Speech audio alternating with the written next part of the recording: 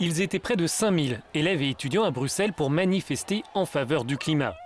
Désormais, le mouvement veut se délocaliser tous les jeudis dans une ville différente du pays. Si le décor des cortèges change, le message reste le même.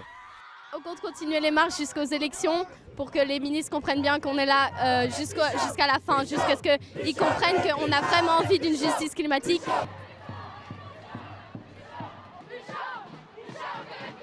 Je m'attends à plus d'actions dans des forums internationaux, comme par exemple les conférences comme COP21, etc. J'attends vraiment que le gouvernement belge entende le mot de son peuple et fasse des actions pour, au final, aider les futures générations. À sa manière, l'ensemble du secteur académique participe à cette mobilisation.